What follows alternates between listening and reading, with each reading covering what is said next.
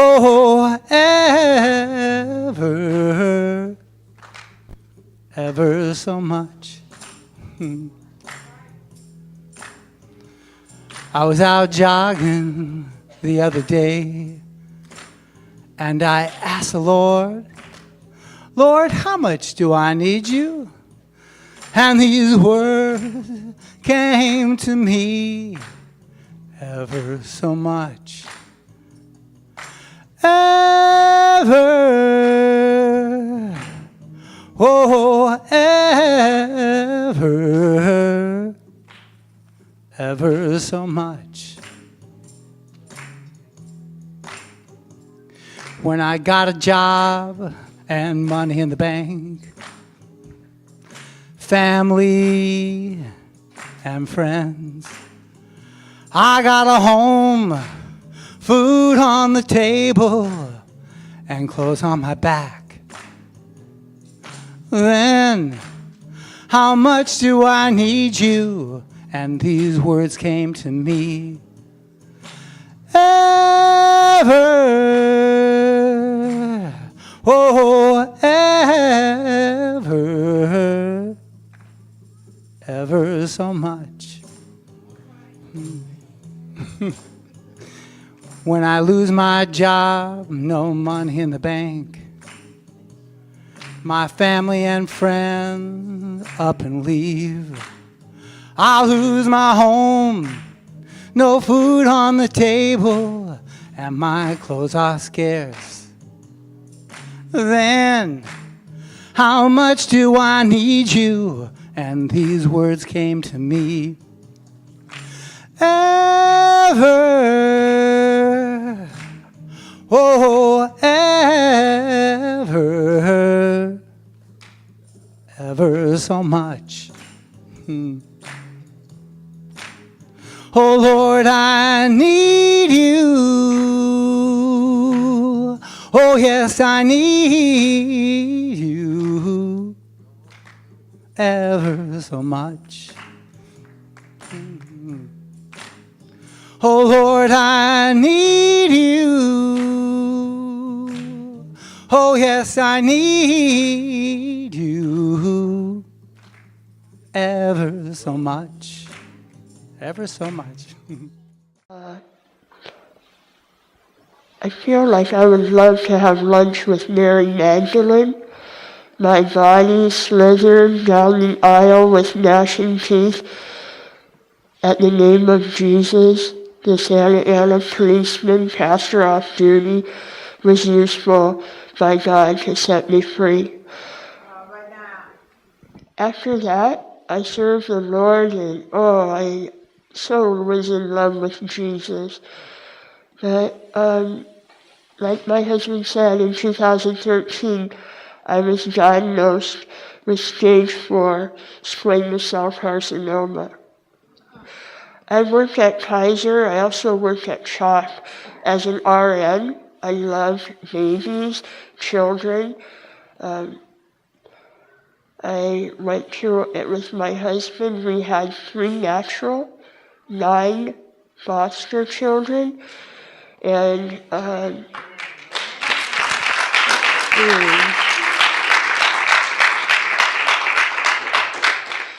but what happened was our kids were there, but I told my husband when they leave, we're going to have empty rooms. This is before cancer.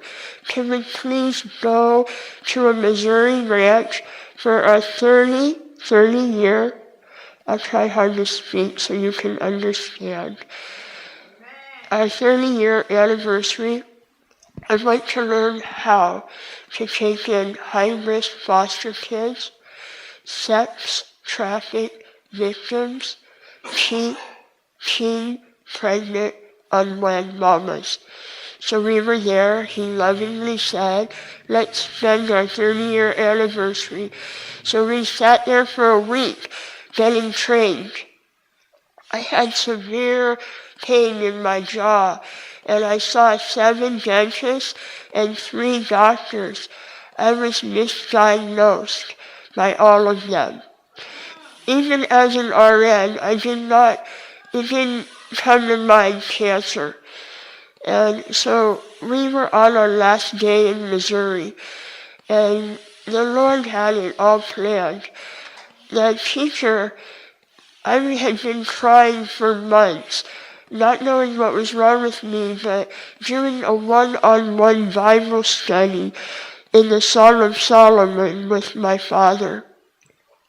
That day, the lady that was teaching, she looked at us, and I was just crying all the time.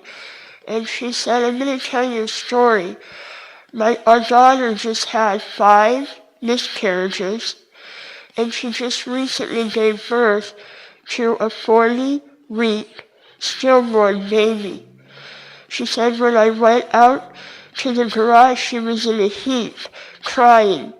So I went and I sat down beside her on my knees, and I raised my arm, and I said, God, you are good.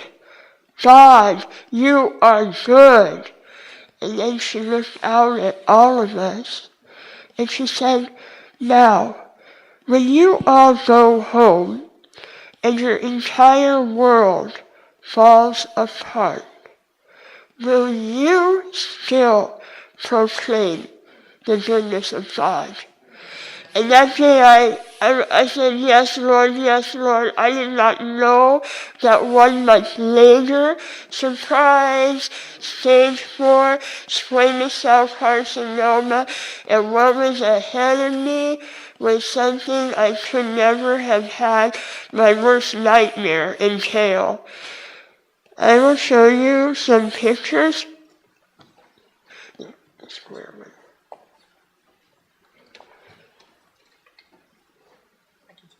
Okay. I had, I think, 2 12-hour, 14-hour surgeries. They slit my throat, they pulled up my face, and they took out a massive tumor. They took out my nose, my tear ducts, my cheekbone, my jaw, my teeth, my palate. They gave me a tube to breathe by, and they gave me a tube in my stomach to get fed by. So here I woke up from the 14-hour surgery, and I had gone from this, the woman he married, to this. Then that. Here's my family with me over there having a rough day.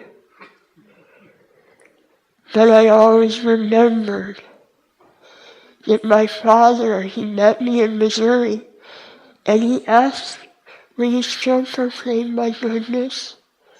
And I said, yes, Lord. I did not get angry at him. He had already taken me very deep when I got delivered from demons.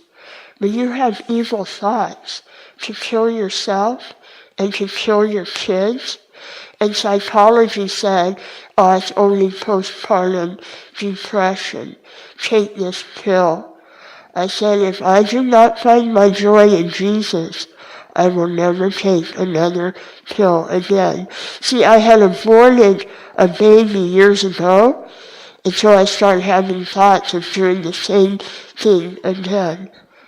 So what I do now is I had 5 shirts made up, and I wear them around the place. I'm not contagious. I'm in cancer recovery, and Jesus is my joy.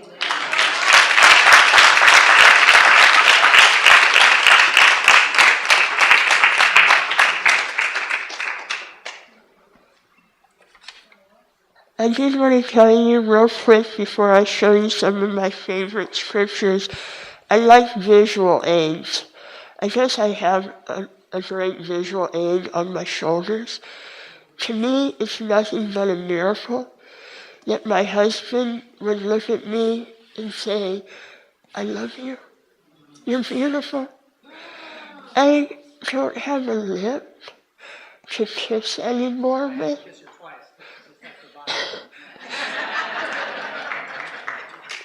I was a prom queen, and I was steeped in vanity. You got it? V-A-I-N, or V-A-N-I-T-Y, vanity. You're looking at her, but you know what? He ripped it all. It was gone before the cancer, thank God. So when I look in the mirror and I go, you need some work. But I can put makeup on all day, and this little face isn't changing. So he tells me, stop looking at yourself. Don't call yourself ugly. But the devil comes, and he says, hey, you know what? Your husband isn't really where he said he is. He really needs a beautiful wife. And one day I started to believe it. And when I had that blood in my mouth, I could not talk. I had to write on a board, a dry erase. And I went to church after I had those thoughts that my husband needed a beautiful wife, and it most certainly was not me. And I didn't realize that was an attack. So I started thinking on those thoughts.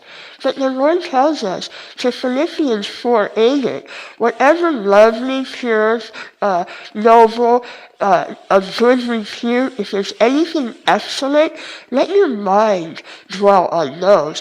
But no, I started thinking, I am so UGLY, and the devil was clapping, yeah, let's go. And then we're at church, a man came over, some little Asian dude. He said, hey, I was that bored. I'm going to tell you something right now. Trust God. He wrote on it. I said,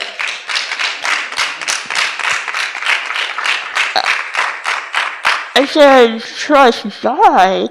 You mean trust God, G-O-D. He said, no, trust God. I began to weep because the Lord knew what battle was going on in my bathroom. He didn't know, I didn't tell any friends, he knew, and he met me at church with a board. Trust God. So I am blessed. I wake up in the morning. If I'm going to proclaim his goodness, my whole mission in life is to love. Whether I hit the streets to go see the homeless looking like this, when I had my board and I was in Trader Joe's and someone came to me and they thought I was asking for money, I don't have money. I said, I don't want money. I don't want money. Or when the dogs bark when they see me or look at me, or when little children who I used to care for, I love pediatrics, I love mother baby. I worked at Kaiser when I was diagnosed as an RN, lactation consultant, mama baby, breastfeeding. The whole rug got pulled out from under me. I don't have a career in nursing anymore. But I can hit the streets, I can go to my neighbor, I can go to churches, I can still love, I can love my enemies.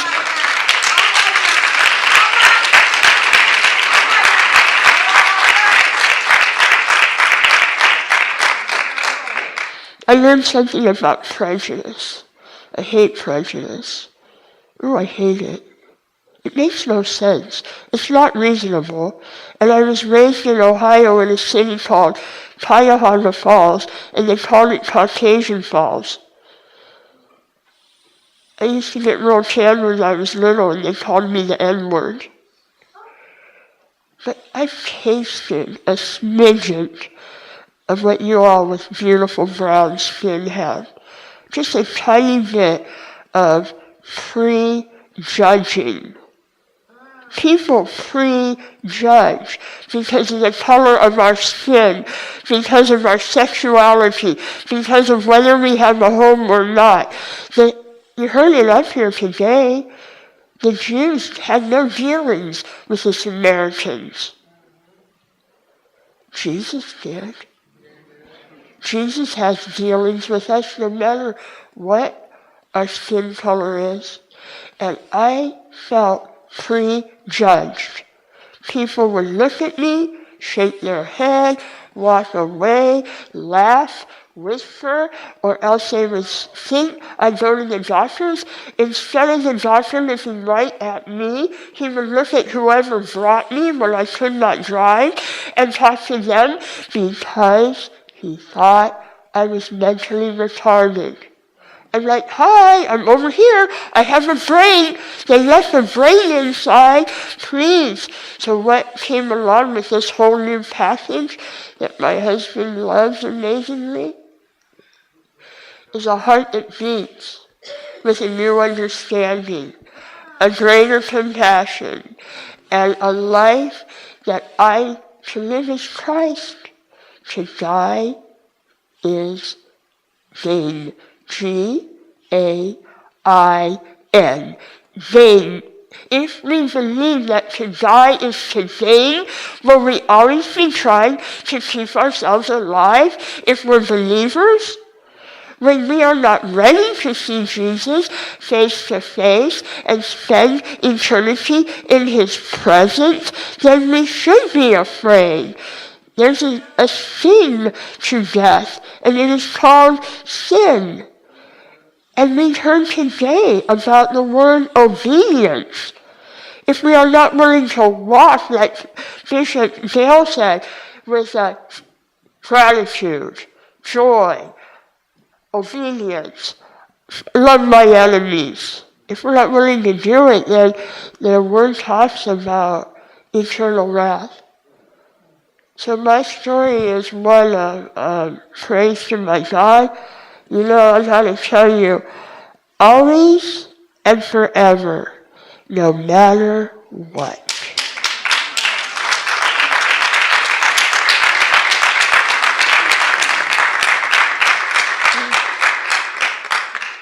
I also want to tell you, I am my beloved's, and my beloved is mine.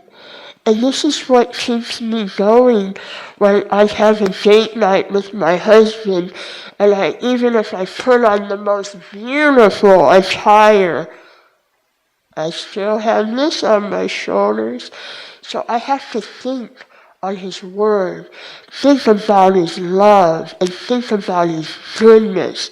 I have people that don't yet know Jesus, that I have to roll out of bed, and I have to hit the pavement, and I have a gospel of love to share with those who do not know him yet.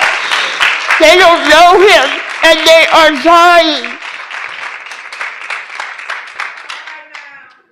They are dying apart from Christ, and we get too distracted with the things of this world, and they are sinking in sin, and those in the church can hang out in the church and be safe, or they can get in the boat and go after the lost and dying in sin who need to hear a gospel of love and not a gospel of judgment. One last thing I want to tell you. The Lord has taught me about judging. Judging is not to condemn. If I look at someone and I perceive that they are in need of a Savior, I have made a spiritual appraisal. He tells us to judge a righteous judgment. He says, do not be deceived. So in order for us to know who is bad company, we have to go, I'm not going there, that's bad company. I need to choose good company. So good company will bring glory to God. Bad company will cause us to go down and unravel. Bad company can be an evil thought, a depressing thought. It can be snorting. I love meth addicts. I love addicts, period. I love homosexuals, lesbians. I love them, but I cannot embrace their lifestyle because love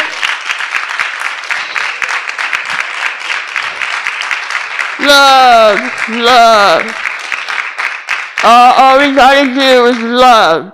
Love God most, love our neighbor as ourselves, and love our enemies, and He makes it all possible by the indwelling Spirit.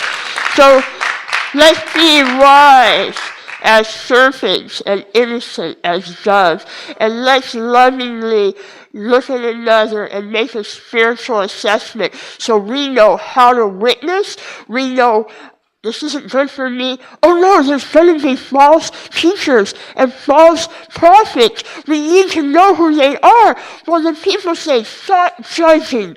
I am making a judgment, but it's not a condemnation. So, all I can say is, thank you for the opportunity to proclaim my Lord's goodness.